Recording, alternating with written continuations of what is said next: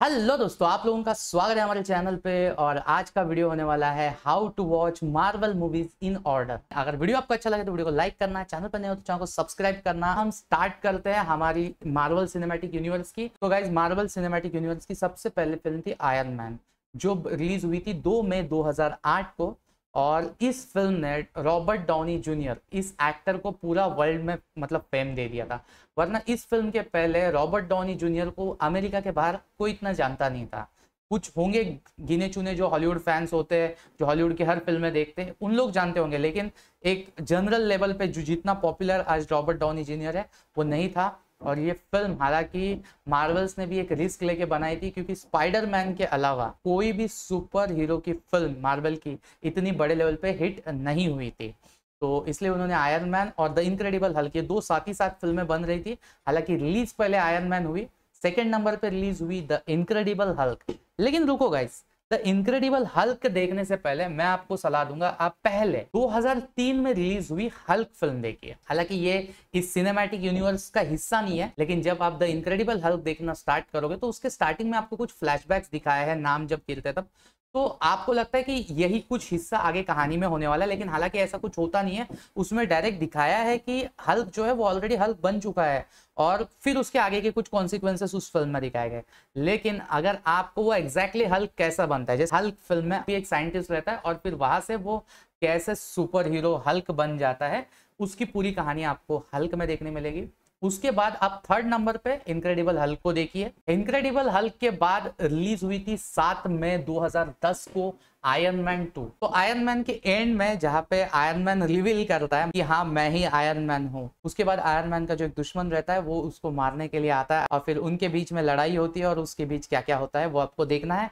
तो आप iron man 2 देखिए। उसके बाद रिलीज हुई थी थॉर की पहली फिल्म, 6 मई 2011 को ये फिल्म रिलीज हुई थी। हालांकि ये फिल्म जब रिलीज हुई थी तो इसको इतना अप्रिशिएट नहीं किया गया था। हालांकि ये फिल्म आने वाली एवेंजर सीरीज का एक बहुत बड़ा बेस बनने वाली थी, क्योंकि इसमें हमको लोकी और थॉर, ये जो दो मेन कैरेक्टर्स है जो आके पूरे यूनिवर्स में बहुत ज्यादा हंगामा मचाते हैं, उन दोनों का आपको इंट्रोडक्शन इस फिल्म में मिलेगा। उसके बाद सीक्वेंस में आती है captain America the first Avenger. के नाम में ही है कि ये हालांकि पहला एवेंजर था। सेकेंड वर्ल्ड वॉर के टाइम पे अमेरिका ने एक सुपर सोल्जर बनाने का एक प्रोग्राम बनाया था, और उस सुपर सोल्जर को क्रिएट करते वक्त कैप्टन अमेरिका को बनाया गया था। इसके बाद आई मार्वल्स की सबसे best film Marvels the Avengers. तो मतलब ये पहली बार ऐसा था कि भाई सुपर हीरो की इंडिविजुअल फिल्में हर बार बनती आ रही है, लेकिन मार्वल द एवेंजर्स की खासियत ये थी कि एक ही फिल्म में एक ऐसी कहानी बुनी गई जिसमें आयरन मैन, हल्क और कैप्टन अमेरिका जैसे चार सुपर हीरोज को एक फिल्म में लाया गया। भाई लोगों को देख के मजा आ गया। आज भी ये one of the best Marvel film मानी जाती है। उसके बाद 3 मई 2013 को रिलीज हुई आयरन मैन 3। तो इसमें ऑब्वियस है कि एवेंजर्स के बाद कई सारी चीजें हैं जो बदल जाती है, मतलब आयरन मैन की लाइफ में, तो उसके कुछ कॉन्सिक्वेंसेस आपको इस फिल्म में देखने मिलेंगे। और सच बता रहा हूँ कि ये भी आयरन मैन 1 के बाद आयरन मैन की बेस्ट फिल्म थी। इसके बाद आती है थॉर द डार्क वर्ल्ड। अभी थॉर द डार्क वर्ल्ड के साथ भी यही हुआ था जो थॉर के साथ हुआ था। लोगों को पसंद नहीं आई थी बेसिकली ये फिल्म, क्योंकि सच में आप भी जब ये फिल्म देखो थोड़ी सी आपको बोरियत लगे। एवेंजर्स का वो देखने के बाद उतना एक्शन सीक्वेंस और इतना पूरा स्टोरी का एक इम्पैक्ट लेके अगर आप ये फिल्म देखने जाओगे तो थोड़ी आपको ये डिसअपॉइंटेड करती है। लेकिन फिर भी अगर आपको थॉर की यूनिवर्स को समझना है तो ये फिल्म बहुत इंपॉर्टेंट है, क्योंकि थॉर लव एंड थंडर में इसकी जो मेन एक कैरेक्टर है उसका कंटिन्यूएशन है, तो वह उसके लिए आपको ये फिल्म देखनी ही पड़ेगी। उसके बाद आती है captain America the winter soldier. तो यहाँ पे हालांकि कैप्टन अमेरिका जो है वो आपको पता ही चल गया है कि आप ये सारे सुपर हीरो जो है वो निक फ्यूरी के अंडर एक शील्ड नाम की जो ऑर्गेनाइजेशन रहती है उसके लिए काम कर रहे थे। तो इसमें कई सारे ऐसे ट्विस्ट एंड टर्न्स आपको देखने को मिलेंगे, और वाकई में मैं कहूंगा कि कैप्टन अमेरिका का स्टैंडर्ड जो है वो फर्स्ट एवेंजर से विंटर सोल्जर के लिए बहुत ज्यादा बढ़ गया। उसके बाद आई गार्डियंस ऑफ द गैलेक्सी। तो गार्डियंस ऑफ द गैलेक्सी एक थोड़ी सी स्टार वॉर्स जैसी फिल्म थी, मतलब एग्जैक्टली स्टार वॉर्स जैसी नहीं, क्योंकि इसमें क्या होता है ये लोग प्लैनेट्स में ही पूरा घूमते रहते हैं। और आप क्रिस प्रैट को देखोगे तो आपको ऐसा लगेगा नहीं कि ये 35 साल का बंदा है, भाई क्या बॉडी बने और क्या ही एक्टिंग की है। बढ़िया फिल्म थी गार्डियंस ऑफ द गैलेक्सी की। इसके बाद आई एवेंजर्स की second film Avengers age of Ultron. अभी देखिए ये जो भी बंदा ये एवेंजर्स एज ऑफ अल्ट्रॉन नहीं देखेगा, क्योंकि एवेंजर्स एज ऑफ अल्ट्रॉन में भी ऐसे दो कैरेक्टर्स इंट्रोड्यूस किए गए जो पूरी सीरीज में आगे चलते हैं। तो उसमें कि वांडा जो है, जिसका आपने जिक्र अभी सुना होगा बहुत सारी फिल्मों में, तो उसकी स्टार्टिंग इस फिल्म से हुई थी। इसके बाद आती है एंटमैन। अगर आपने मक्खी फिल्म देखी है तो उसके बाद अगर कोई मतलब मक्खी के टाइप की ऐसी अच्छी फिल्म लगी होगी तो एंटमैन है, क्योंकि इसकी बहुत हद तक जो कंसेप्ट है वो सिमिलर है। मतलब कंसेप्ट जस्ट, स्टोरी की बात नहीं कर रहा हूँ कि यहाँ पे वो छोटा सा एक एंट जैसा, मतलब जैसे वो मक्खी छोटी सी मक्खी रहती है वैसे वो छोटा सा एंटमैन बन के इतनी सारी करतूतें करता है। तो मतलब एक फैंटेसी फिल्म भी थी, सुपर हीरो फिल्म भी थी, तो ये भी बहुत मजेदार फिल्म थी। कॉमेडी थी, एक्शन थी, हर चीज इसमें मसाला भरा हुआ था। इसके बाद आई कैप्टन अमेरिका सिविल वॉर। दोस्तों मैं सच बता रहा हूं, मेरे को ये फिल्म का नाम कैप्टन अमेरिका क्यों रखा गया या आज तक नहीं समझ आया। क्योंकि अगर ये फिल्म है ना, ये एक ऐसी फिल्म है, ये अगर आपने मिस की ना तो मैं कहूंगा कि एवेंजर्स की आपने सबसे बड़ी फिल्म मिस कर दी। इसमें हालांकि कोई विलन नहीं होता है, मतलब विलन होता है कहानी में, ऐसा नहीं कि विलन नहीं होता है, बट इसमें लिटरली हमारे जो सारे सुपर हीरोज है वो दो साइड हो जाते हैं। ये जो एवेंजर का जो प्रोग्राम है इसको बंद करने का फैसला लिया जाता है, तो आधे एवेंजर्स चले जाते ये साइड, आधे एवेंजर्स चले जाते ये साइड। मतलब आधे एवेंजर बोलते कि नहीं बंद करना है, आधे एवेंजर बोलते बंद होना चाहिए। तो मतलब इसके ऊपर जो लड़ाई है वो इतनी इंटरेस्टिंग लगी। मतलब मैं सच बता रहा हूँ, मैंने बैटमैन वर्सेस सुपरमैन से बहुत ज्यादा एक्सपेक्टेशन लगाए थे जो मेरे बिल्कुल पूरे नहीं हो पाए, जो इस फिल्म ने पूरे किए। और इसका नाम कैप्टन अमेरिका क्यों रखा था मेरे को समझ नहीं आया, क्योंकि इस फिल्म में हर वो हीरो है जो पुरानी फिल्म में आया था। उसके बाद आई डॉक्टर स्ट्रेंज। डॉक्टर स्ट्रेंज एक ऐसे डॉक्टर की कहानी है जो कोई भी सर्जरी बहुत आसानी से कर सकता है। उसका एक एक्सीडेंट हो जाता है और उसके पूरे के पूरे हाथ जो है वो फ्रैक्चर हो जाता है, वो हाथ में ढंग से पेन नहीं पकड़ पाता है। फिर वो अपने हाथों को सही करने के लिए जर्नी के लिए निकल जाता है और उसके ऊपर पूरी ये फिल्म है। उसके बाद आई थी गार्डियंस ऑफ द गैलेक्सी 2।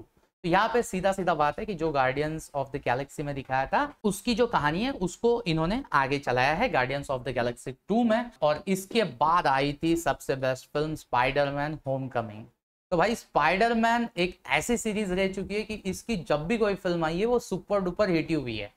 और ये स्पाइडरमैन एक अलग तरीके का स्पाइडरमैन लोगों को दिखाया गया था। हालांकि अगर आप सीक्वेंस वाइज जाओगे तो 3 अब तक सीरीज, ये तीसरी सीरीज आप बोल सकते हो स्पाइडरमैन की, क्योंकि एक पहला था 2002 में आया हुआ स्पाइडरमैन, उसकी मैं आगे आपके साथ बात करूंगा।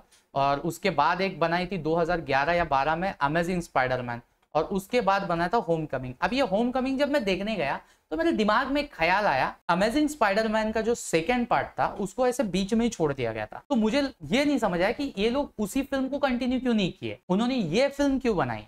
अभी इसका एग्जैक्ट आंसर आपको फिर वीडियो में आगे मिलेगा। आयरन मैन जो है वो इसको मेंटोर बन के इसको गाइड करने की कोशिश करता है और वो सब है, इसमें आपको आयरन मैन को भी देखने को मिलेगा। इसके बाद आई थॉर रैग्नारोक। और गाइस ये एक फिल्म थी जिसने थॉर को एक अलग लेवल पे लेके गया, क्योंकि थॉर रैग्नारोक जब रिलीज हुई तो किसी ने नहीं बोला कि ये मार्वल्स यूनिवर्स की बेकार फिल्म है, क्योंकि ये one of the best film है। अगर आप भी देखोगे, और इसमें लिटरली पूरा थॉर का अवतार ही चेंज कर दिया, उसके लंबे बाल हटा दिए, उसको स्टाइलिश लुक दे दिया। यहाँ तक कि यहाँ पे आप लोकी के कैरेक्टर को देखोगे तो आपको थोड़ी सी सिंपैथी आएगी, और कई सारे ऐसे कॉमिक सीन्स इसमें डाले हुए कि देख देख के हंसी छूट जाती है। और एंड में जो फाइट दिखा है वो तो ऑसम थी। फिर उसके बाद आई ब्लैक पैंथर। कई वजहों से इंपॉर्टेंट रहती है। सबसे पहला रीजन ये है, ये पहली मार्वल्स की बोलो, सुपर हीरो की बोलो, ऐसी फिल्म है जो ऑस्कर नॉमिनेट हुई, बेस्ट फिल्म कैटेगरी के लिए नॉमिनेटेड हुई। सेकेंड थिंग, ये ऐसी फिल्म थी जिसमें ज्यादातर ब्लैक लोगों को दिखाया गया है, और उसके बावजूद ये एक बहुत बड़ी हिट फिल्म हुई। मतलब आज जितनी भी ब्लैक लोगों के ऊपर यानी जिसमें ज्यादातर ब्लैक लोग हैं उनका कल्चर दिखाया गया, ऐसी कोई फिल्म में सबसे ज्यादा बिजनेस करने वाली ये फिल्म है। खैर उसके बाद आई एवेंजर्स इन्फिनिटी वॉर। भाई एवेंजर्स इन्फिनिटी वॉर एक ऐसी फिल्म थी, इसका क्लाइमेक्स इतना हिला देने वाला था। मतलब सही बता रहा हूँ गाइस, अब तक मैंने इतनी सारी एवेंजर्स की बोलो या सुपर हीरो की फिल्में देखी, लेकिन जैसा एंड एवेंजर्स इन्फिनिटी वॉर का था ऐसा किसी फिल्म का नहीं देखा। और अगर आपने अभी तक इन्फिनिटी वॉर नहीं देखी तो मैं आपको बताऊं एंड, ऐसा तो हो नहीं सकता। बाकी ये फिल्म, और इस फिल्म की वजह से थैनोस का जो मतलब एक इम्पैक्ट पूरी दुनिया पे छाया, थैनोस की जो क्रूरता इसमें दिखाई है और उसकी जो पावर दिखाई है भाई वो सही में खतरनाक थी। और उसके बाद film I Ant Man and the wasp. मतलब इसमें ऐसा दिखाया है कि Ant Man and the wasp की जो कहानी है वो ऐसे समय में चल रही थी, क्योंकि देखो एवेंजर्स इन्फिनिटी वॉर में आपको एंट मैन नहीं दिखेगा, तो वहां पे आपको एंट मैन नहीं दिखेगा तो आप थोड़ा सोच में मजबूर हो जाओगे कि भाई इसमें एंट मैन क्यों नहीं दिखा, क्योंकि ऑलरेडी उस वक्त एंट मैन की किसी और परेशानी से उलझ रहा होता है और उस परेशानी में उलझते उलझते वो कहीं चला जाता है। अब वो कहा जाता है, क्या होता है उसके साथ, वो आप एंटमैन एंड द वॉस्प देखो, आपको समझ आ जाएगा। और फिर उसका कनेक्शन आगे एवेंजर्स एंड गेम में रखा हुआ है। इसके बाद आई कैप्टन मार्वल। तो मुझे तो लगा था इन्फिनिटी वॉर के बाद ये एंटमैन और कैप्टन मार्वल आएगी, मुझे पता ही नहीं था। उसके बाद मुझे लगा था डायरेक्ट एंड गेम आएगी, लेकिन जैसे ही एंटमैन का एंड गेम में बहुत बड़ा मतलब एक रोल है, वैसे ही कैप्टन मार्वल का भी बहुत बड़ा रोल होने वाला था एंड गेम में। तो इसलिए कैप्टन मार्वल की फिल्म जस्ट एंड गेम के पहले इन्होंने रिलीज की। और यहाँ तक मतलब जितनी भी फिल्में आप देखोगे उसमें निक फ्यूरी की एक आग जो है, वो एक आग पे वो हमेशा पट्टी बांधा रहता है। तो उसके पीछे का रीजन क्या है, उसकी आग को एग्जैक्टली हुआ क्या है, वो अगर आपको नहीं पता है तो ये फिल्म के जो एंड के सीन्स है, पोस्ट क्रेडिट सीन जिसको बोलते हैं, वो आप देख लीजिए। उसमें आपको एग्जैक्टली पता चलेगा कि उसके आग के साथ क्या हुआ था। तो थोड़ा फनी था, तो मेरे को इसलिए बोलते वक्त भी हंसी आ रही थी। और उसके बाद आई एवेंजर्स एंड गेम। एवेंजर्स की अब तक की या मार्वल्स सिनेमैटिक यूनिवर्स की अब तक की सबसे बड़ी हिट फिल्म है ये। लेकिन इस फिल्म को लेके लोगों का जो रिएक्शन था वो थोड़ा मिला जुला था, क्योंकि लोगों को एक्सपेक्टेड था, जब इन्फिनिटी वॉर देख के वो लोग मतलब इंतजार कर रहे थे इस फिल्म का, तो उनको एक्सपेक्टेड था उतनी बड़ी एक्शन पैक्ड ये फिल्म होगी। लेकिन एंड गेम का ऐसा होता है, इंटरवल तक का हिस्सा ऐसा लगता है आपको कि उसमें कुछ एक्शन है ही नहीं। मतलब कहानी है, कहानी में चीजें जो है वो एक करने की कोशिश करी जा रही है, लेकिन उसमें बिल्कुल भी एक्शन ना होने की वजह से बहुत सारे लोगों को, मतलब मेरे को पर्सनली ये फिल्म इंटरवल तक बहुत बोर की। और स्पेसिफिकली इसका जो क्लाइमैक्स का सीन है, क्लाइमैक्स में जो थैनोस और थैनोस के साथ वाली जो फाइट दिखाई है वो एकदम औसम थी, उसमें कोई कमी नहीं थी। और उसके बाद कुछ टाइम ट्रैवल के कुछ चीज़ें बताई गई है, कुछ चीज़ें हैं जो आप इंटरनेट पे ढूंढोगे तो आपको मिल जाएगा।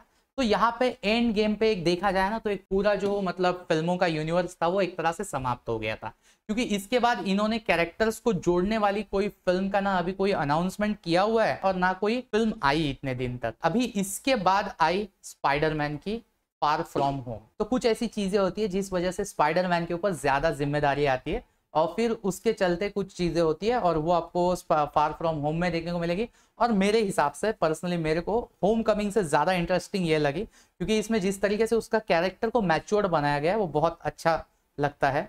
उसके बाद आई ब्लैक विडो। अभी हालांकि ब्लैक विडो जो है ये यूनिवर्स में कहीं कनेक्ट नहीं होती, क्योंकि ये ब्लैक विडो का प्रीक्वेल है। मतलब ब्लैक विडो जैसे आयरन मैन की फर्स्ट फिल्म कैसे आयरन मैन बना, वैसे ब्लैक विडो कैसे बनी उसके ऊपर पूरी ये कहानी है। उसके बाद आई शैंग ची and the legend of the 10 rings 3 सितंबर 2021 को। और यहाँ पे बिल्कुल ही एक नए कैरेक्टर्स, नई कहानी इंट्रोड्यूस की गई है। अभी इसका आने वाली मार्वल्स फिल्म के साथ क्या कनेक्शन है, कैसे जोड़ा जाएगा, उसका कोई अंदाजा मुझे अभी तक नहीं है, शायद आगे जाके फिल्मों में हमें पता चलेगा। इसके बाद आई 5 नवंबर 2021 को इटर्नल्स। अभी इटर्नल्स एक ऐसी सुपर हीरों की फौज है। इटर्नल कोई एक बंदे के ऊपर फिल्म नहीं, जैसे शैंग-ची जो है वो एक बंदे की कहानी है, लेकिन इटर्नल्स जो है वो पूरी एक ग्रुप की कहानी है। एक ग्रुप मतलब हमारे यूनिवर्स में एग्जिस्ट करता है, एक दूसरा विलेनियस ग्रुप है डेविएंट्स करके, उनके साथ फाइट करने के लिए धरती पे आया हुआ है। थैनोस जब दुनिया को नष्ट कर रहा था उस वक्त इटर्नल्स कहा थे। तो इटर्नल्स की थियरी ऐसी है कि भाई दुनिया में क्या चल रहा है, मतलब धरती पे क्या चल रहा है, उससे उनको कोई लेना देना नहीं है। इनको सिर्फ एक ही मिशन पे भेजा गया है कि जो डेविएंट्स है, जो एक विलनियस ग्रुप है, उनसे सिर्फ इनको सामना करना है, कि उनसे धरती को कोई नुकसान ना पहुंचे। बाकी धरती पर कुछ भी हो रहा है उससे उनको कोई लेना देना नहीं है। तो ये बिल्कुल ही एक अलग कंसेप्ट पे फिल्म थी। कुछ लोगों को ये पसंद आई थी, कुछ लोगों को नहीं आई थी। तो इसके बाद आई थी 17 दिसंबर 2021 में स्पाइडरमैन नो वे होम। एक ऐसी फिल्म है, ये फिल्म अगर आप इटर्नल्स के बाद तुरंत देखने की कोशिश करोगे तो आप इस फिल्म का बहुत अहम हिस्सा मिस कर दोगे। अभी इसके पीछे का रीजन क्या है ये मैं बताता हूँ। क्योंकि नो वे होम का अगर आपने ट्रेलर देखा होगा तो ट्रेलर में आपको साफ साफ दिख रहा है कि पुराने फिल्म्स के कुछ विलन्स दिखाए हैं। तो अगर आपने वो पुरानी फिल्में नहीं देखी और डायरेक्टली आप नो वे होम पे कूद गए तो आपको ये फिल्म देखने में मजा नहीं आएगा। तो खैर इस फिल्म की बात करने से पहले हम बात करते हैं, आप सीक्वेंस वाइज अभी आप देख ही रहे हो, तो स्पाइडरमैन की ओरिजिनल फिल्म जो 2002 में रिलीज हुई थी, सबसे पहले वो देखिए। इसमें जो टॉबी मैगवायर ने पीटर पार्कर का रोल किया हुआ है। इस फिल्म को टेक्नोलॉजिकली आप देखोगे तो बहुत आपको अच्छी लगेगी। आज भी 2002 की फिल्म, मतलब 20 साल पुरानी फिल्म होके भी आपको ऐसा लगेगा नहीं कि ये 20 साल पुरानी फिल्म है। इसमें एक्चुअली 3 दोस्तों की कहानी है, मतलब मेरी जेन, पीटर पार्कर और इनका एक दोस्त रहता है हैरी। इन तीनों की कहानी है और इनका एक तरह से लव ट्रायंगल भी रहा है। तो ये पहली फिल्म थी। इसके बाद आई थी 2004 में स्पाइडरमैन 2। तो स्पाइडरमैन 1 में कुछ चीज़ें हो जाती है, कॉन्सिक्वेंसेस हो जाते हैं, उसके वजह से उसका दोस्त हैरी और पीटर पार्कर इसमें कुछ दुश्मनी हो जाती है और उसके कुछ नतीजे हमको स्पाइडरमैन 2 में देखने को मिलते हैं। और स्पाइडरमैन 2 में जो आपने ट्रेलर में देखा था डॉक्टर ऑक्टोपस को, मतलब स्पाइडरमैन नो वे होम के, तो वो डॉक्टर ऑक्टोपस जो है वो स्पाइडरमैन 2 के विलन थे। ये भी एक साइंटिस्ट थे और कुछ एक्सपेरिमेंट के दरमियान कुछ ऐसा हो जाता है कि वो हीरो से विलन बन जाते हैं। और इसके बाद आई थी स्पाइडरमैन 3 2007। ये एक ग्रैंड लेवल की फिल्म थी, मतलब इसका बजट भी उस वक्त बहुत बड़ा बजट था कि आज मतलब 2022 में भी इतने बजट की फिल्में नहीं बनती, उतनी 2007 में इतने बड़ी बजट पे ये फिल्म बनी थी। और मेरे हिसाब से ये film one of the best film थी मेरी, मैंने ये कई बार रिपीटेड देखी है। अब ये 3 फिल्म बनने के बाद चौथी फिल्म बनने वाली थी स्पाइडरमैन 4, लेकिन फिर उन्होंने उस फिल्म को कैंसिल किया और इन्होंने एक अलग यूनिवर्स क्रिएट किया। जुलाई 2012 में आई थी द अमेजिंग स्पाइडरमैन, जिसमें भी कैरेक्टर जो रहता है वो भी पीटर ही रहता है, लेकिन यहाँ पे अभी जो कहानी है वो बिल्कुल ही डिफरेंट हो जाती है। मतलब जब ये फिल्म आई थी तब मैं ये सोच रहा था कि क्यों ये इस कहानी को आगे नहीं बढ़ा रहे, मतलब जो 3 थी उसको ही आगे क्यों नहीं बढ़ाया, वही कैरेक्टर्स या एक्टर्स को लेके, चलो एक्टर्स चेंज कर लेते लेकिन वही कैरेक्टर्स को लेके क्यों नहीं बढ़ाया। अभी इसका रीजन जो है वो आपको मिलेगा स्पाइडरमैन नो वे होम में। तो 2012 की ये आपने अगर अमेजिंग स्पाइडरमैन देख लिया तो इसके बाद वापस आई थी अमेजिंग स्पाइडरमैन 2 जो 2014 में आई थी। तो ये बैक टू बैक आप 2 फिल्में देख लीजिए और इसके बाद आप वापस अपने एमसीयू के स्पाइडरमैन नो वे होम पे आ जाइए। अभी doctor strange in the multiverse of the madness देखने से पहले मैं आपको सुझाव दूंगा, आप एक्समैन सीरीज जो है, एक्समैन सीरीज की कोई एक फिल्म, मतलब जो फर्स्ट एक्समैन सीरीज फिल्म आई थी वो भी आप देख लोगे तो भी चलेगा। और अगर आपने एक्समैन सीरीज को देखा ही नहीं है और आप मार्वल्स यूनिवर्स जैसी कोई सीरीज आपको देखनी है तो आप एक्समैन की पूरी सीरीज देख लीजिएगा। अगर आप चाहते हो कि उसके ऊपर एक प्रॉपर डेडिकेटेड वीडियो चाहिए तो आप मुझे कमेंट में बताएं, मैं उसके ऊपर भी पूरा डेडिकेटेड वीडियो बनाऊंगा। लेकिन एक्समैन की एक कोई तो फिल्म यार, फर्स्ट फिल्म एटलीस्ट जो 14 जुलाई 2000 में ये रिलीज हुई थी वो आप देख लीजिए और इसके बाद आप doctor strange in the multiverse of madness देखिए, क्योंकि उसका एक अहम कैरेक्टर एक्समैन सीरीज का, जिसका मैं रिविलेशन नहीं करना चाहता, उसका इस कहानी में छोटा सा सहभाग है। और इसके बाद आएगी 8 जुलाई 2022 को थॉर लव एंड थंडर, वो देख लीजिए। अगर ये वीडियो आप थॉर लव एंड थंडर देखने के बाद देख रहे हो तो जितनी भी फिल्में स्टार्टिंग से आपकी मिस हुई है वो आप देख लीजिए, तो आपको जो बीच में के कनेक्शंस जो आपको समझ नहीं आ रहा होगा ना, कोई कोई कहानी का ऐसा कि इसमें क्या छूटा क्या नहीं, वो आपको पता चलेगा। और उसके बाद जब 11 नवंबर 2022 को ब्लैक पैंथर वाकंडा फॉरएवर आएगी वो आप देख लीजिएगा। और आने वाली जैसी फिल्में आएंगी मैं आपको इस चैनल पे अपडेट दूंगा। तो बस आज की वीडियो में गाइस इतना ही। अगर वीडियो आपको अच्छा लगे तो वीडियो को लाइक करना, चैनल पर नए हो तो चैनल को सब्सक्राइब करना, और चाहते हो कि इसी तरह से और अलग अलग फिल्मों के ऊपर मैं वीडियो बनाऊं तो आप कमेंट सेक्शन में कमेंट कीजिए और बताइए मुझे आगे आपको कौन सी फिल्मों के ऊपर वीडियो चाहिए, मैं उसके ऊपर वीडियो बनाऊंगा। अब मिलते हैं अगली वीडियो में, तब तक के लिए गुड बाय।